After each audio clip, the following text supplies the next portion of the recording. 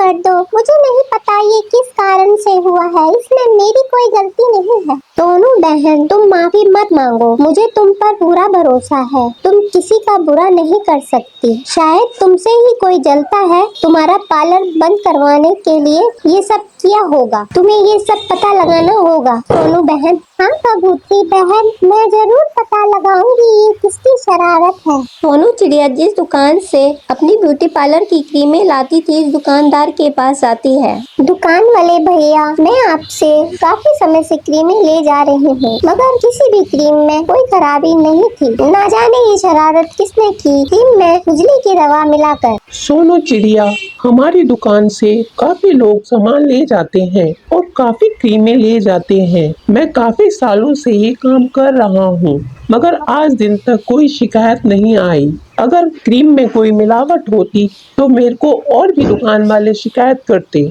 मगर किसी की शिकायत नहीं आई। इसका यह मतलब है कि तुम्हारी इस क्रीम में, तुम्हारे ब्यूटी पार्लर में ही किसी ने कुछ मिलाया है। जी भैया, मुझे भी कुछ ऐसा ही लगता है कि किसी ने मेरी दुकान में घुसकर ये शरारत की है। सोनू चिड़िया, तुम ऐसा करो, इस क्रीम को बैद जी के पास लेके जाओ और बैद जी इसमें बता देंगे इसमें क्या मिलावट हुई है। फिर तुम्हें पता चल जाएगा कि किसी ने इसमें क्या मिलाया है। इससे तुम्हारा काम आसान हो जाएगा। फिर तुम खुद ही पता लगाना ये शरारत किसने की है। जी भैया, आप ठीक कह रहे हैं, मुझे इस क्रीम को बैजी के पास ही ले जाना चाहिए। सोनू चिड़िया बैजी के दवा खाने में पहुंच जाती है। नमस्ते बैद जी। नमस्ते सोनू बेटी, आओ आओ बैठो। सब कुशल मंगल है ना बेटी? कुछ परेशान दिख रही हो, क्या बात है बेटी?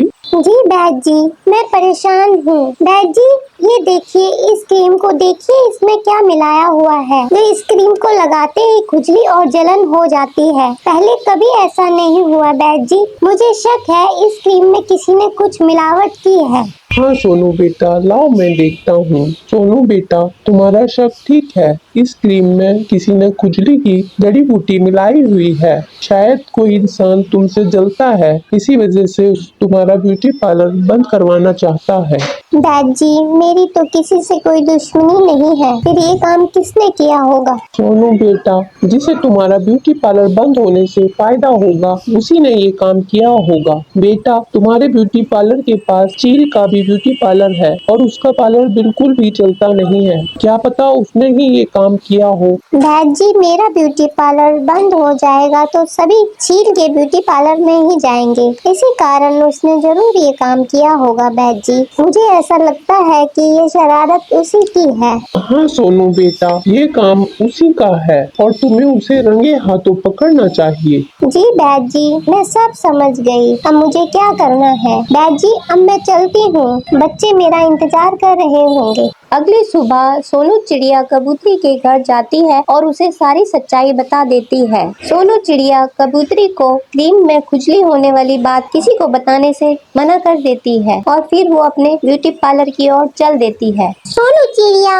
मेरी आईब्रो और फेशियल कर दो, मेरी तो दिन पर दिन ब्यूटी ही खराब होती जा रही है। मेरा मैनीक्योर और पेडिक्योर भी कर ही देना। हाँ हाँ रानी जी, बैठो, मैं सब कर देती हूँ। सोनू चिड़िया का पार्लर पहले के जैसा ही चल रहा था। इसी वजह से चील बड़ी हैरान और परेशान थी कि ऐसा कुछ क्यों नहीं हुआ। अभी तक उसका पार्लर बिल्कुल वैसा ही चल रहा है जैसा पहले चल रहा था। जी सुनते हो, सोनू चिड़िया का पार्लर तो जैसा पहले चल रहा था वैसा ही चल रहा है। कहीं से कोई बात सुनने को नहीं मिली किसी को खुजली की प्रॉब्लम हुई हो। ऐसा कैसे हो सकता है जी? हाँ भगवान, मैंने भी किसी से नहीं सुना। अभी भी सोनू चिड़िया के ब्यूटी पार्लर में पक्षियों की भीड़ लगी रहती है। मैंने अभी भी किसी से सुना नहीं कि किसी को खुजली या जलन की कोई प्रॉब्लम हुई है। शायद हमने खुजली की दवा कम मिलाई होगी। जी मुझे ऐसा लगता है कि आप गलत जड़ी बूटी ले आए थे, इसी कारण उन्हें कोई खुजली और जलन नहीं हुई। जी ऐसा करो, आप अच्छे से चेक करके लाना इस बार खुजली की जड़ी बूटी, तो हम दोबारा मिलाएंगे सोनू चिड़िया की क्रीमों में। सीता दीदी, मैं पास के जंगल जंगल जा रहा हूँ। मेरे दोस्त बता रहे थे वहाँ बहुत मीठे बेर लगे हुए हैं। मैं जल्दी से ले आता हूँ, आपके लिए भी ले आऊँगा। नहीं मोहन, माँ ने अकेला जाने से मना किया हुआ है ना, कहीं नहीं जाना। सीता दीदी,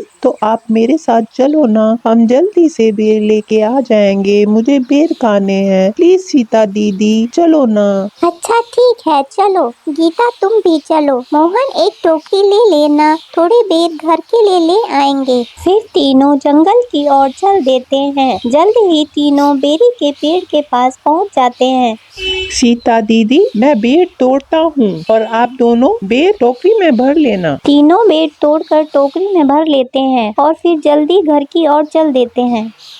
सीता दीदी, हम छोटे रास्ते से जाएंगे तो हम घर घर जल्दी पहुँच जाएंगे। सीता दीदी, आप मेरे पीछे पीछे चलो, मुझे छोटा रास्ता पता है। दोनों बहनें मोहन के पीछे पीछे चल देती हैं। मोहन बेर खाते खाते जा रहा था। रास्ते में एक कुआं नजर आता है। मोहन बेर खाकर गुठली कुएं में फेंक देता है। कुएं के अंदर एक राक्षस रहता था। वो गुठली राक्षस के लग जाती है। राक्षस कुएं के बाहर आ जाता है। आज